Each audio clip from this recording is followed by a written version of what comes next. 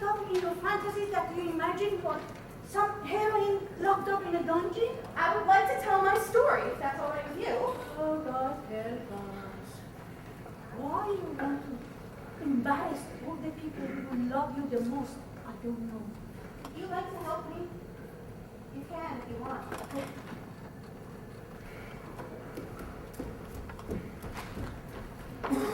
This is the catastrophe. This is the deluge that washed away everything beautiful in my amazing city. Since the day I graduated and was given me a job at the water company, a few drops of this deluge hovered on the horizon, touching people, plants, and animals. Most of us brushed it off as something that didn't concern us, or saw it as a sign of progress, or some other excuse that allowed us to ignore it and get on with our lives. I did that too. In the beginning, what did I know? But what was included in us? I noticed the first sign. Wait, I noticed the first sign of this calamity on the very street I lived on, That's right, I did. which ran a straight line to the water company, which I walked to every day. Others noticed it too, but we shrugged it away. I still haven't told you about the best thing on my street. The 31 beautiful trees lining the street from my house to my work. And they too greeted me each day.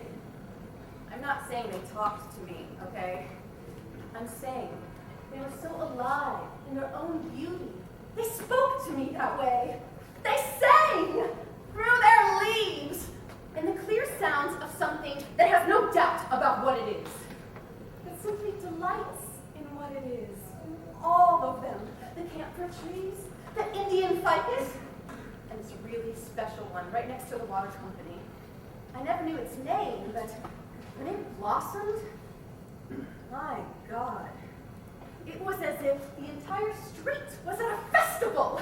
Large, violet flowers up and down its long limbs, looking like a choir of petals, singing their colors and making the whole street pay attention.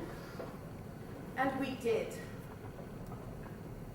And then one day, walking to work, I found the tree lying on the street. First, I didn't know what it was doing there, and it felt somehow unseemly, as if I caught it doing something it shouldn't. Then I saw it had been uprooted, completely torn out. It looked like the carcass of an innocent bird, slaughtered. No act of nature had done this. What a human act.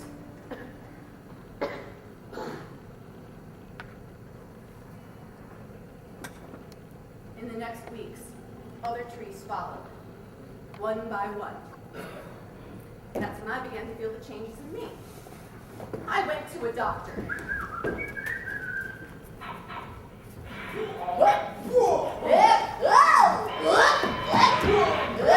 Several of them.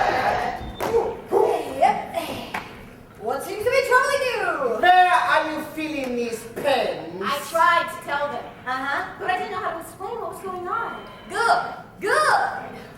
Let's start you off with some of this. Yes, studies, they're very effective. What can I say? I'm upset because my street is vanishing and they're ruining my city. That's hardly a reason to be collapsing. Upset, yes, but migraines and cramps. And finally, I was diagnosed with Chronic colitis with neurotic tension. I'll go along with that. the medications were useless. Neurotic tension, without doubt. If you allow me to make a suggestion, as a doctor, but also as an older person, a young woman such as yourself, all alone, is bound to put stress on you, and why? The solution is easy. What are you doing? I didn't write that. Oh, nothing is written, my dear. Stop thinking you have control over things that you don't. Concentrate on what you can change. You have duties.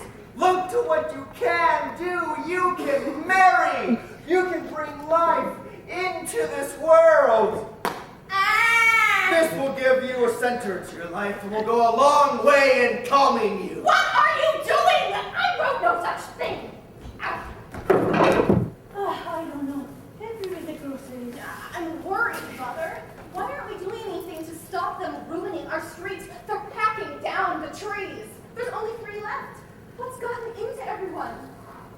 people want to build. There is housing shortage. They're killing our neighborhood. Forget about street. Worry about yourself and make use of that mirror. Change what it looks like at you. Not that this has any relevance, but during this period, I also put on a bit of weight.